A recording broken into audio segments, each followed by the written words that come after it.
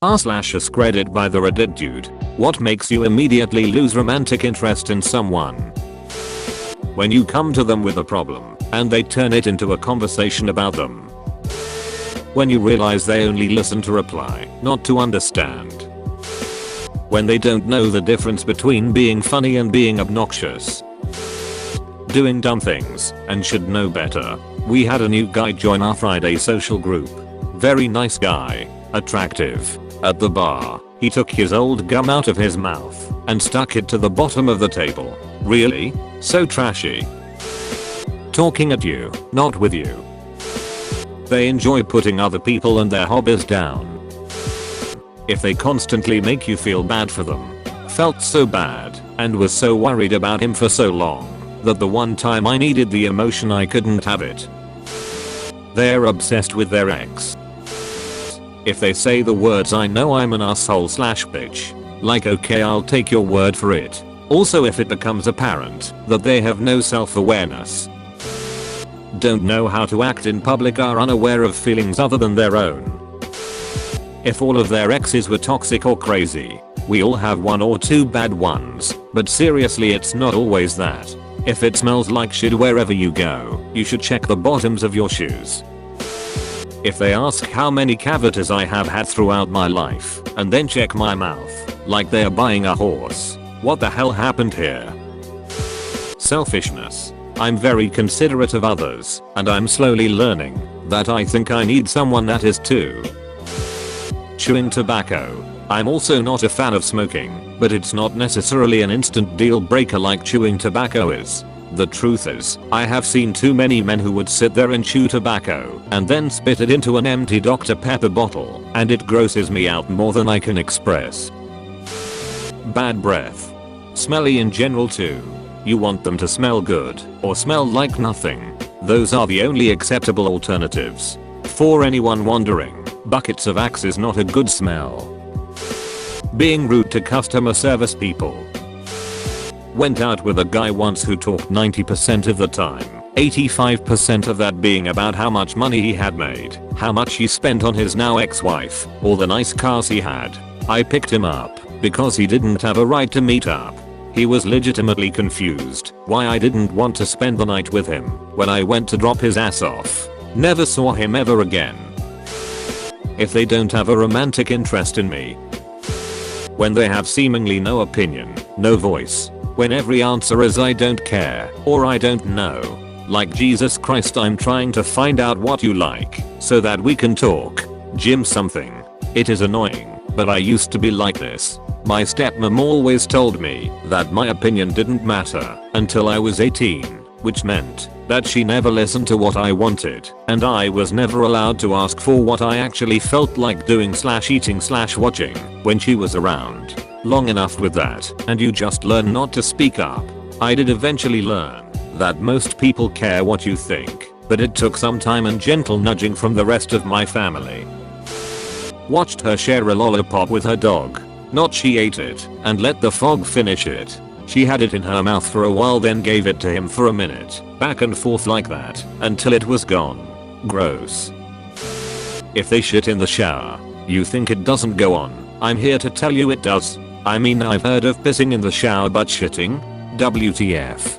Had a boyfriend in college who would come home from work and hop right in the shower, no matter what, and he was in there for a very long time. One time I walked in to brush my teeth and caught him sitting on the tub floor with his hand in his ass fishing out his shit and watching it go down the drain. Bad oral hygiene. When they have double standards. If I have double standards, it's okay though. Was with a girl and driving her home. She sparks up in my car. She just continued to smoke like it was just an okay thing to do.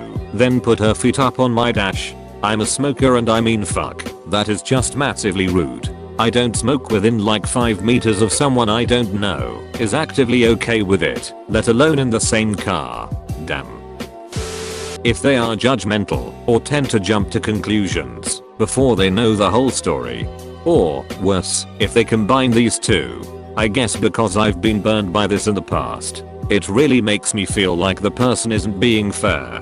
If they are biased toward believing bad things about people, I'm not going to fight to overcome that.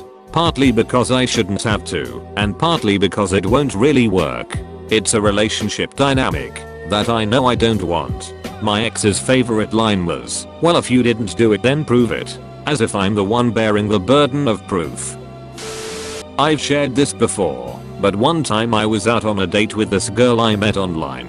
I thought she was very attractive, and we seemed to hit off well through texts. We are at this bar, and she suggests we play a people watching game where we try to make up backstories for the other people there. I thought it sounded fun, especially since I played a similar game with friends on the train sometimes. Plus it felt like a good icebreaker to get us talking. Well, she managed to take all the fun out the game by being ridiculously cruel in all her assumptions for no real reason at all. It felt like she was projecting issues she had onto these people. Like one guy was sitting at the bar alone, could have been waiting for someone, you never know, but because he was alone he was a fucking loser with no friends that hates his life. Completely killed the mood, and I lost interest in her after that. Couldn't see myself going on a second date with someone like that.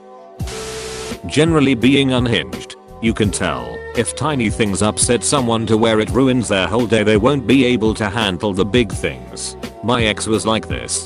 If his food order was slightly wrong, bitch, moan, sulk, day ruined. If I asked him to lower his voice slightly cause I had a migraine, he took everything as a personal attack, sulk, stomp around the house giving me the silent treatment. He was so fucking negative it drained the life from me. Bad dental hygiene, and little to no effort when having sex. If you have sex like a dead fish, I'm not interested, lol. When they said they were an anti-vaxxer. True story, this girl was really nice, so beautiful, like a supermodel, came from a really good, rich, successful family, but then she said she didn't believe in the way they give vaccines, because it gives kids autism. I totally thought she was very smart, but after this not so sure. We had known each other for a few years, so this was a big shock. This was the first time I ever experienced the attraction literally disappear as we talked. It was so crazy and sad. Bye girl. Biggest turnoff for me is when they make fun of people with disabilities. I have a couple friends on the spectrum, with Parkinson's, with Huntington's disease, Down syndrome, muscular dystrophy, and the like, and when someone makes fun of them, or tries to avoid them like the plague, it is my biggest turnoff. No one should ever treat another human being like they are beneath them because of how they are born. Same if they can't handle me standing up for people in those positions. I will get up and tell someone to apologize to my friends if they are being rude or making fun of them, and if they can't handle that, then I'm not with the right person. When I find out they have a kid, I know it's shitty to say, but it's the truth. I'm nowhere ready to have a kid in my life. No matter how much I like the person, I wouldn't be able to commit. As a single dad, I also agree that it's not shitty. It's a pretty common deal breaker. Having a kid definitely limits the dating pool, but it is what is. Exactly. And I wouldn't want to date someone that wasn't ready for that anyway, seeing as that's what my life is right now, lol. Self-deprecating constantly. I get the humor, but not on a serious level. Hey, how's it going? My dick's 2 inches and I have no job. You? Not being able to talk about anything. Why did you even message me in the first place if you don't plan on even actually talking? Funny enough, when I kindly tell someone it's not going to work out because of this facts, when they have a lot to say, lol, they're probably trying to pick their words carefully to make sure they're not running you off. And when you say you're no longer interested, they decide fuck it, might as well say whatever I feel at this point. I know because that happens to me a lot. When you're really interested in someone, you overthink everything they say to you and what you're going to say to them. Not having any goals or aspirations. I was talking to this one girl and we wound up cuddling a few times. But she refused to get a job and lived off her parents. She could work but chose not to and had no plans for later in life. Bye. When you take a 1.5-hour train ride into New York City to meet up when she gets out of class only to be ghosted. Don't really feel like I should have an emotional investment in a girl like that. Was excited to take cute girl I met while bartending on a date. picked her up at her place, and before we got to restaurant she had somewhat bluntly informed me that she hated Willie Nelson and dogs. It was over before it started. Talking to you, clearly interested in you, nice to you. And then when you're all smitten over him, realize they are doing the same thing to 5 other girls at the same time. I have never stopped liking someone so quickly, unfortunately all too common these days. Shitty excuses for shitty behavior. My ex liked to make bitchy comments, and when I tried to get her to stop, she'd just say something like that's just the way I am, get over it. Spitting on the ground. If it's an emergency, like swallowing a bug, I get it. Just randomly spitting on the ground? Gross. Major turn off for me.